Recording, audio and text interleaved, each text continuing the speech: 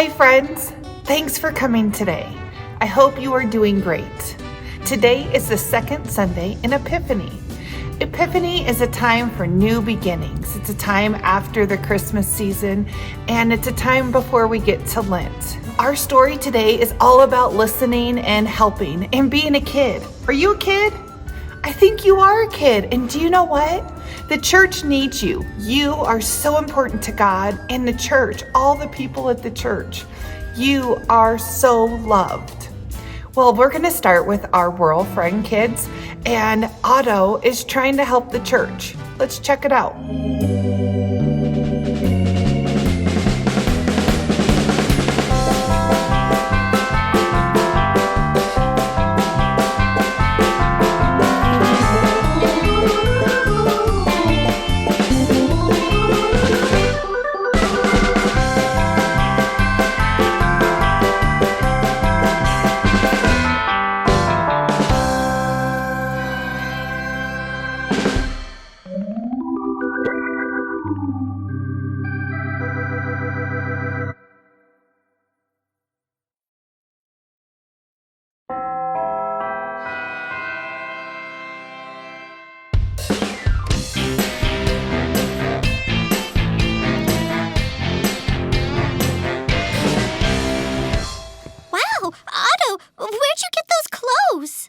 What's this? Oh, I just figured I'd lend a hammer to the big kitchen remodel. You look like a real construction worker. Well, when God calls on you to lend a hand, you answer. Have fun, Otto!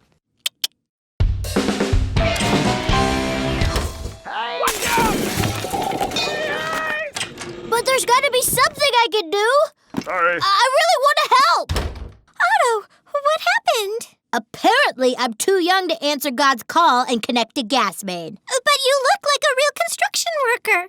They said I'm not qualified to perform Level 3 construction. Level 3 construction does require a Class C license, and you would need to join the union.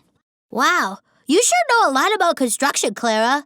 It helps with my chronic fear of buildings. So I have to join a union? Actually, I think you have to be at least 15. 15? Man, I hate being a kid. I want to help humanity right now, but no one will let me. You could paint. Kids can paint. What would I paint, Clara? What on earth would I paint? There must be something to paint in this church. Come on, let's go ask Pastor Pete politely.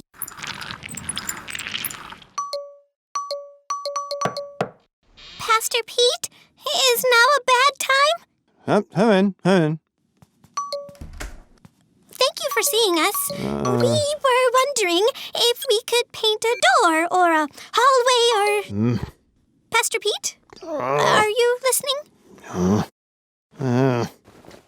Did you forget the network password again, Pastor Pete? That should do it. Anyway, Pastor Pete, we were wondering if... Oh, your laptop too? Pastor Pete, didn't you install the antivirus I sent you? Pastor Pete, you put us all at risk. There. Great. So, Pastor Pete, we want to... All right, I'll take a look at it. Oh, okay. It's a safety thing. We understand. We just wanted to help. You're right. Well, at least he thanked us for offering to paint. My point has been proven once again. It doesn't matter how much you want to make a difference. You can't help anyone if you're a kid. Oh, sure thing, Pastor Pete. Now, where was I? You were saying kids can't help anyone. Exactly.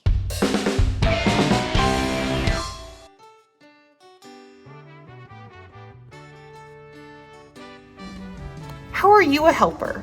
Do you help around at home or at school? I know that you do a lot of great things. My kids help me set up for dinner and help me clean up after dinner, and I have big kids that take out the trash. I know my daughter has lots of jobs at school to keep her classroom running smoothly. What kind of things do you do that help? Well, our Bible story, we're going to read from our World Storybook Bible. It's about a little boy named Samuel, and he's actually living at the church, not with his family, which is kind of different. Our story is in the Old Testament, and you can find this story in your Bible if you go to 1 Samuel chapter 3, verses 1 through 20. Let's read. Who's Calling Samuel is the name of our story. When Samuel was a boy, he lived in the temple with a priest named Eli. Eli couldn't see, so sometimes he needed someone to help him day and night. One night while Samuel was lying down, someone called his name. Samuel! So he ran to Eli's room. Here I am! Shouted Samuel. Eli jumped from his sleep. Samuel, I didn't call you. Lay down again. Samuel shuffled back to bed. Samuel! He heard it again. Samuel rushed to Eli a second time. Here I am, he said, but Eli had sent him away once more. Our rural friends say, Samuel lived in the temple? That would be like living in our church. Could we ring the bell or play the organ anytime we wanted? If Eli isn't calling me, who is it? Samuel wondered. He heard the voice a third time. Samuel! Samuel! Again, Samuel hurried to Eli's room. I didn't call you, Eli said, rubbing his tired eyes. Samuel stomped his foot. Someone is calling me. Eli realized it was the Lord. He told Samuel, next time say, Speak, Lord, I am listening. A fourth time, Samuel heard his name. Samuel. This time he whispered, Speak, Lord, I am listening. The Lord said, Samuel, I am calling you. You will bring messages to my people. I will tell you what to say. As Samuel grew and grew, God gave him many messages to tell many people. Our rural friends say, I wonder how Eli knew it was God talking. Eli lived in the temple. He probably heard God talking all the time. So what sounds do you hear at night? You probably don't hear God calling you, but maybe you do. Listen for God. But maybe God's not calling you with a big, loud voice and saying your name. But maybe God's calling you in another way. I wonder what that could be. Maybe when you see somebody struggling, carrying too many things, and you think, I could help them. Maybe that's a way God is calling you to go help. Maybe God is calling you to go be a friend to somebody that is sad.